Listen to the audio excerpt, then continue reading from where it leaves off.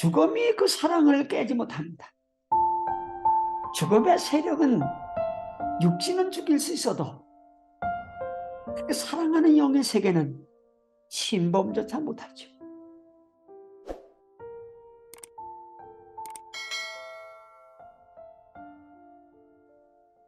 오늘도 실버레이 크리스찬 처치 유튜브 방송을 애청하시는 애청자 여러분 안녕하십니까? 오늘은 로마서 8장 3절로 6절에 있는 말씀을 봉독해 드리겠습니다. 율법이 육신으로 말미암아 연약하여 할 수 없는 그것을 하나님은 하시나니 곧 죄로 말미암아 자기 아들을 죄 있는 육신의 모양으로 보내어 육신의 죄를 정하사 육신을 따르지 않고 그 영을 따라 행하는 우리에게 율법의 요구가 이루어지게 하려 하심이라. 육신을 따르는 자는 육신의 일을, 영을 따르는 자는 영의 일을 생각하나니 육신의 생각은 사망이요 영의 생각은 생명과 평안이다. 오늘 봉독해드린 말씀을 중심으로 해서 영의 생각은 생명과 평안이다 라고 하는 제목으로 함께 은혜를 받고자 합니다. 오늘 말씀 먼저 그 영을 쫓아 행하는 우리에게 이렇게 말씀하고 있습니다. 영은 성령이죠. 그러니까 성령을 쫓아서 살아가는 우리에게 율법의 요구를 이루어지게 하신다. 이렇게 말씀하고 있습니다. 그러니까 성령님과 동행하며 살아가면은 율법의 요구가 이루어진다. 그런 말씀 아니겠습니까? 근데 여기 율법의 요구는 무엇인가? 우리는 율법의 요구에 대해서 먼저 잠시 생각해 보고자 합니다. 이 율법의 요구, 율법 중에 율법은 무엇일까?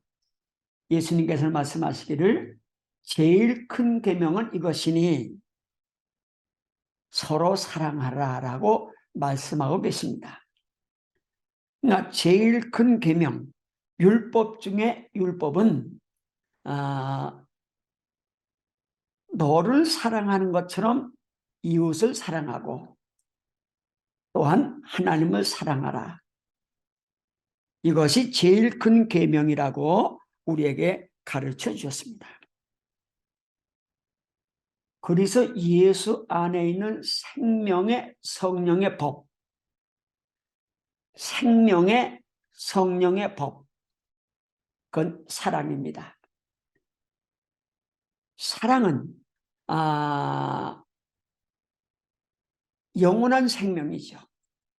사랑이 영원한 생명입니다.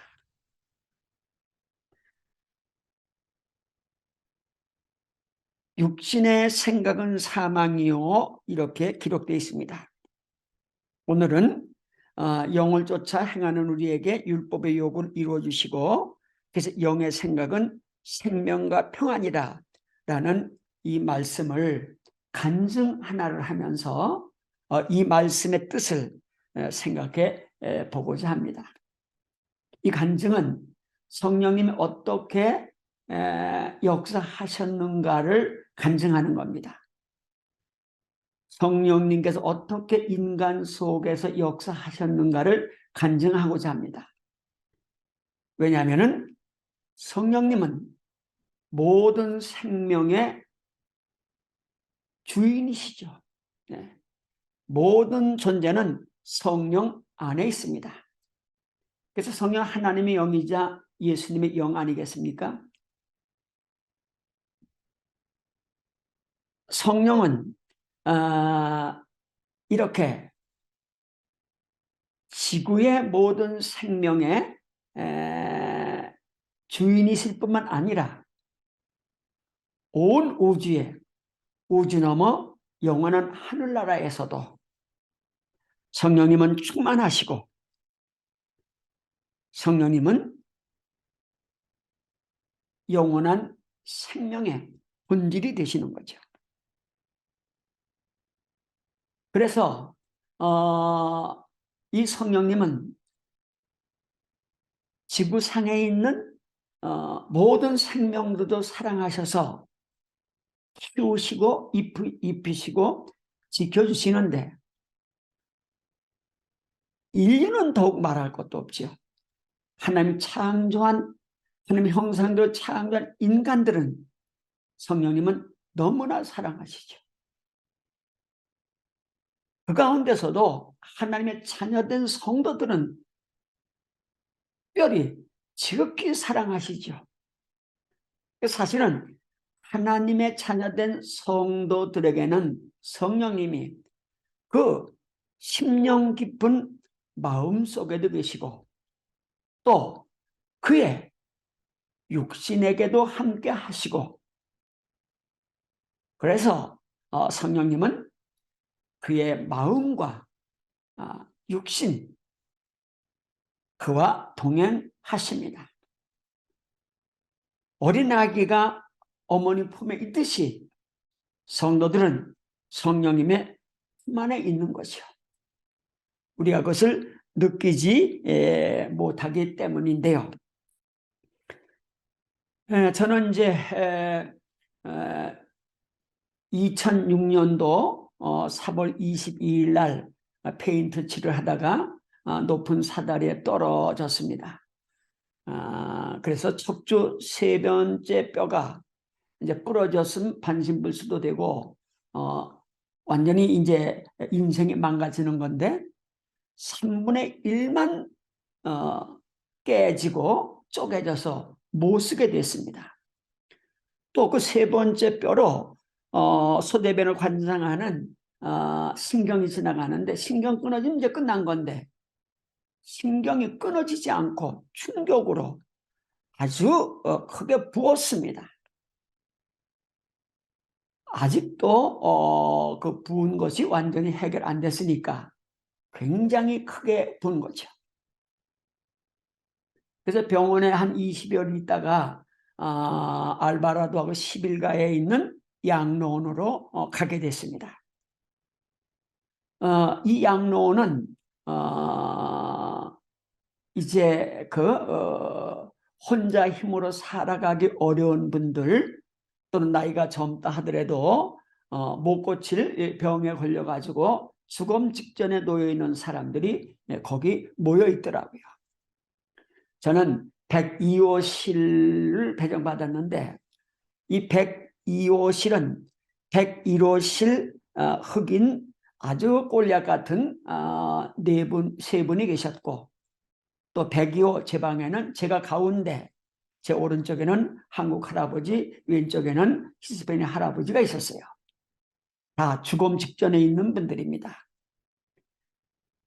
이제 6명이 이제 그 화장실 하나 쓰는 그런 구조로 된 아주 큰 그 양로원이었어요. 제 옆에 제 오른쪽에 있는 한국 할아버지는 제가 간지 뭐 일주일쯤 됐나 열흘 된 잘 기억 안 납니다만 돌아가셨어요. 그리고 바로 또 그 자리에 젊은 사람이 왔습니다. 제가 어디 이제 걷기 운동을 하느라고 그 홀웨이를 복도를 걸고 들어오니까 제 옆에 환자 하나가 누워 있더라고요. 아주 미남이더라고요. 58년생이니까 그때 제가 60이었으니까 48이죠. 아주 누워 있는데 참 잘생겼더라고요. 그래서 이렇게 잘생긴 사람이 젊은데 왜 여기 왔나 생각을 했어요. 이분이 정충진 전도사입니다. 전라북도 김제에서 신앙생활 하시다가 미국으로 유학을 왔지요. 이제 아마 그 신학대학에서 종교음악을 전공을 하시고 오신지 유학 온지 뭐 8년 됐나 그랬다고 말씀하셨는데 그동안 열심히 공부하셔가지고 학교도 졸업을 하시고 이제 금년 말에 음악 목사 안수를 받고 성가대 지휘자로 정식 일하기로 약속돼 있었답니다. 아메리카 드림이 이루어진 거죠. 꿈이 이루어진 겁니다.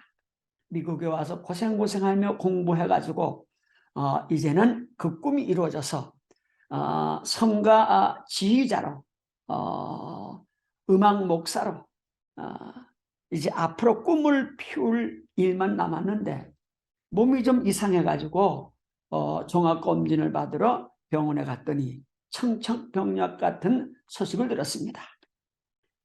골수암 말기래입니다. 고치기 힘든답니다. 그래서 병원에 2달 있다가 도저히 의학으로 불가능하다고 해서 호스피스를 이제 대동해가지고 이 양론으로 오게 된 거죠. 얼마나 실망하고 좌절되고 얼마나 가슴이 무너지고 아팠겠습니까?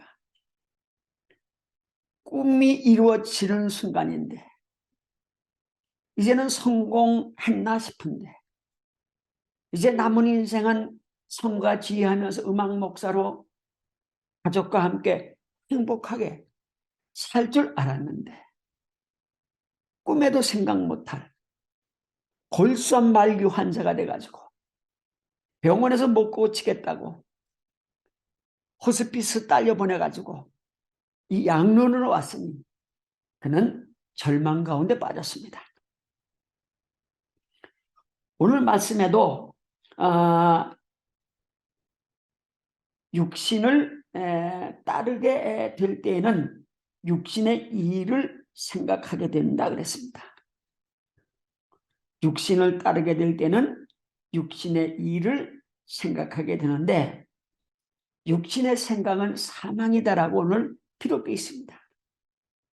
그냥 이 정충진 전도사에게는 이 말씀이 합당하죠. 육신을 따르며 육신의 생각으로 이제 마지막 이 순간에 놓여 있으니 사망밖에 없는 거죠. 죽음 앞에 절망하고 괴로워하고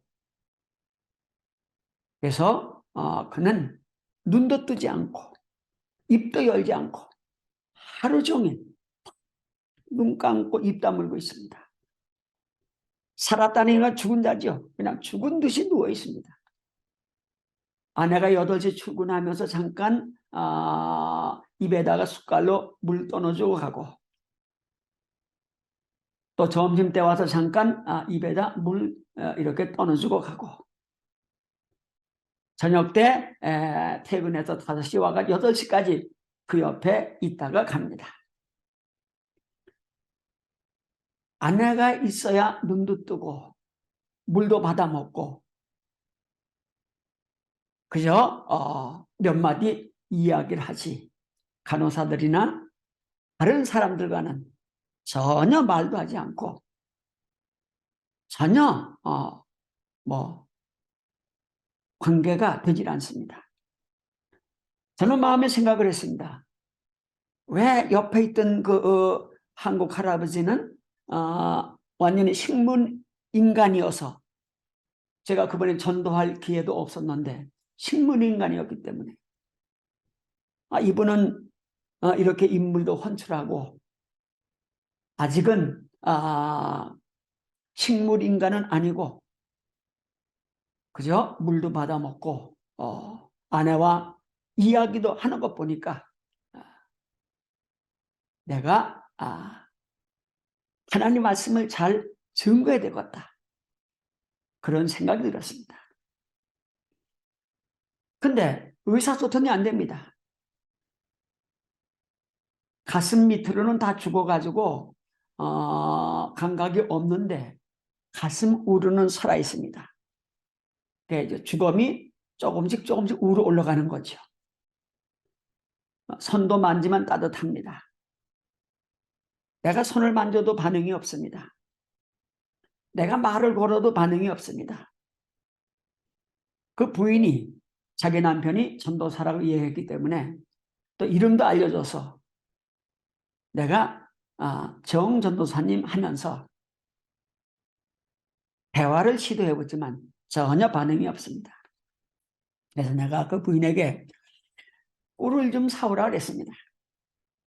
그래서 그 부인이 사온 꿀을 스펀지에 적셔가지고 내가 입술에 이렇게 문질러 줬습니다.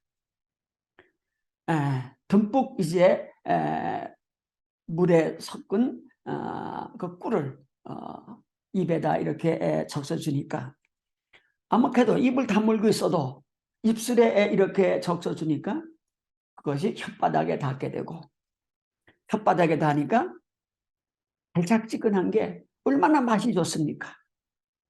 맛이라 그러는 거야 건강하든지 병들든지 맛은 아는 거 아닙니까? 단데 맛있는데 안 먹을 수 없죠. 그러니까 입술에 묻힌 그 꿀물을 빨아먹더라고요. 그 다음에는 숟갈로 조금씩 떠놓습니다. 홀짝홀짝 마시더라고요. 정이 통한다는 말이 있습니다. 의사가 통하는 거죠.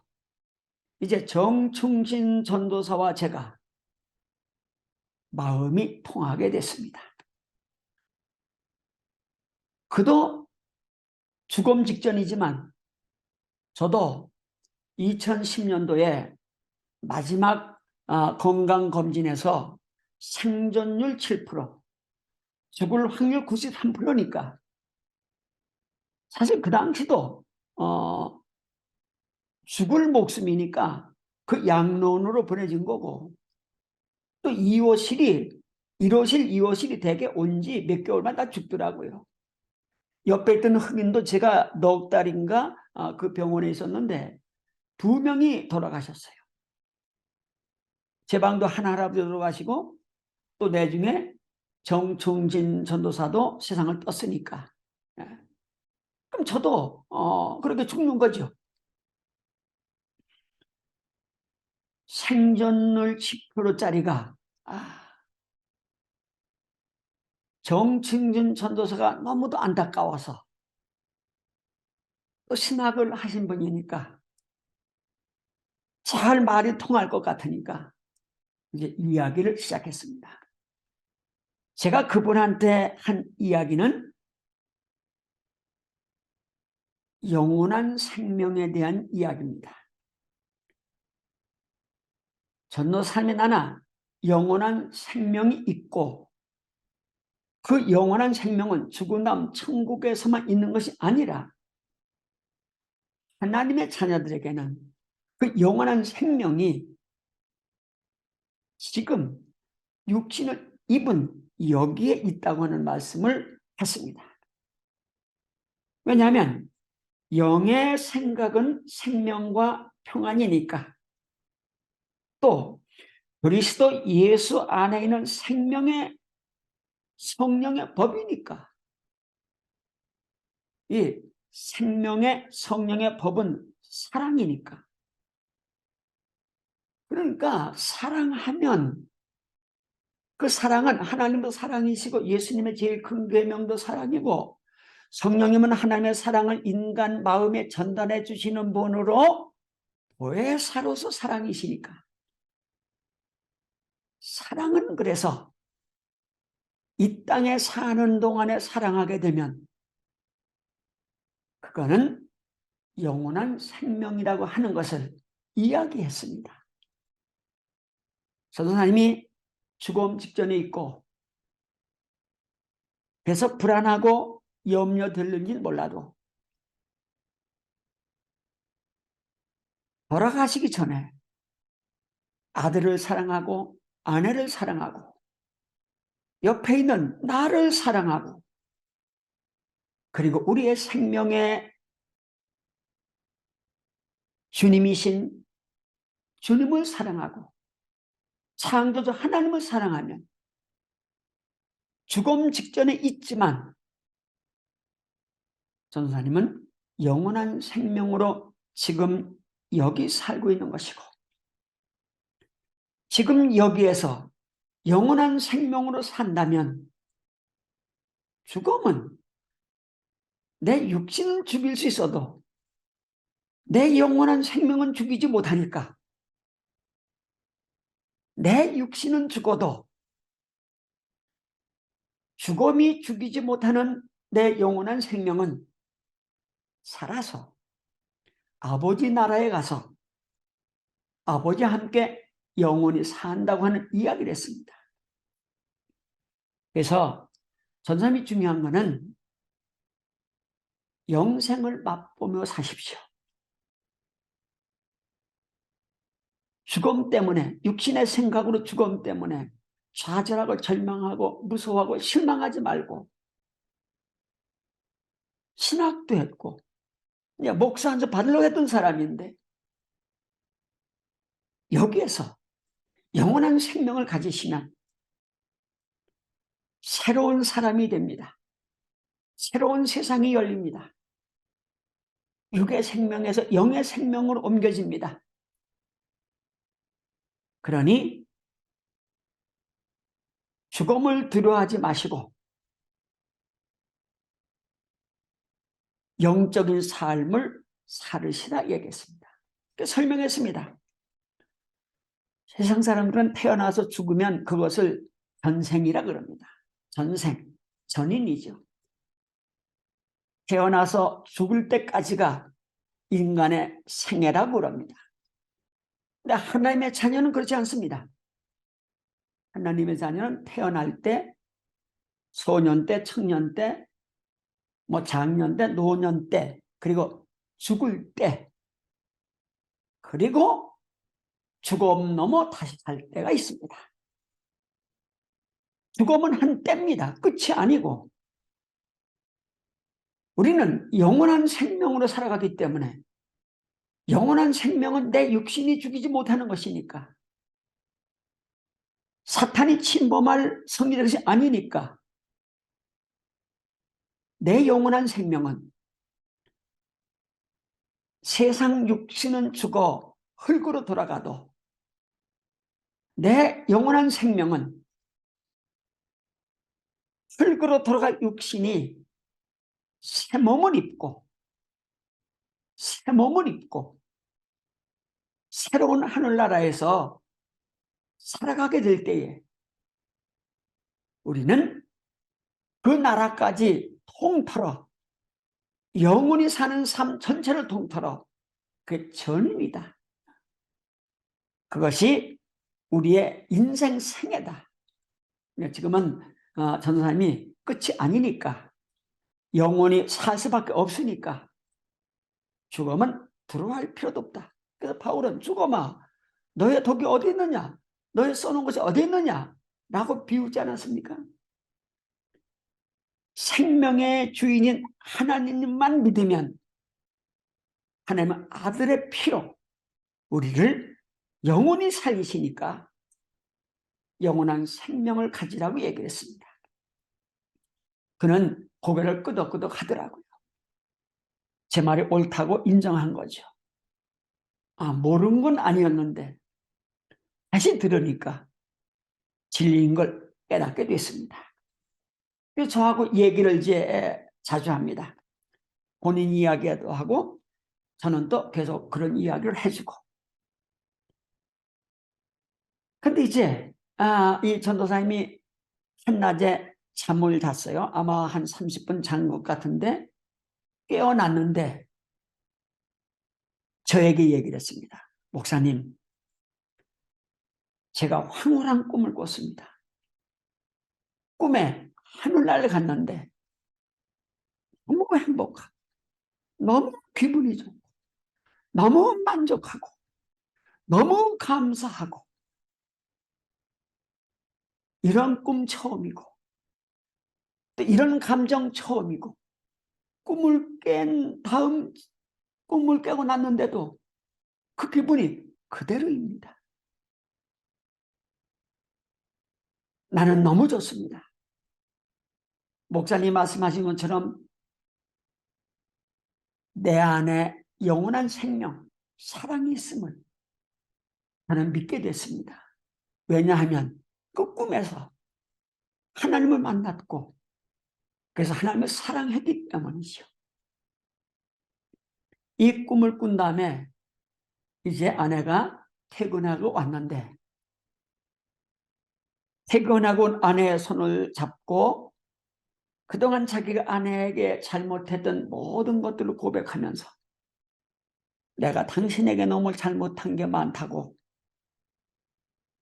내가 결백증 환자처럼 살아가서 당신 힘들게 해서 미안하다고, 나 유학 공부시키느라고 당신 밤잠 못 자가며 도잡 세잡 뛰며 일하고 고생했는데 내가 그런 당신 알아주지 못하고 사랑한다 말하지 못하고 불평불만 많았던 거 용서해달라고 눈물을 흘리고, 아내도 남편에게 자기가 사랑하긴 했지만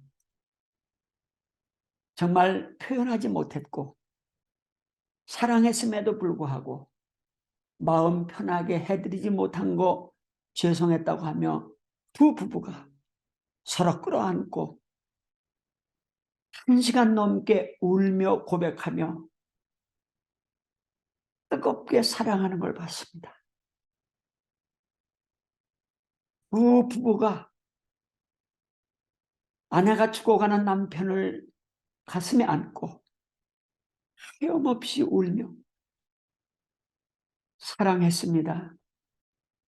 나는 당신 사랑에 결혼했고 살아온 당신이 있어 힘들지 않았고 표현하지 못했지만은 당신 마음에 만족하게 해주지 못했지만은 나는 당신 안에 든 것이 너무 행복했다고 눈물 흘릴 때 전도사님도 정말 사랑했노라고 하며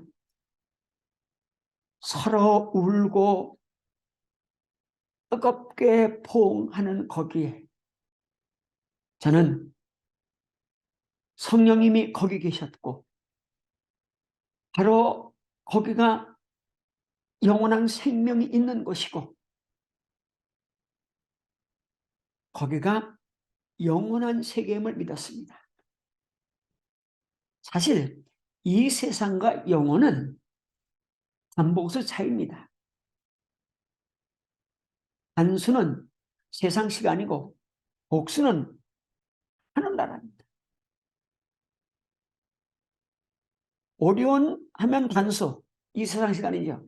오리온에스 하면 복수, 그건 영원한 나라입니다. 나 하나의 시간, 그건 여기의 시간이지만 아내와 남편이 눈물 흘리며 뜨겁게 사랑하는 거기는 복수의 시간이죠.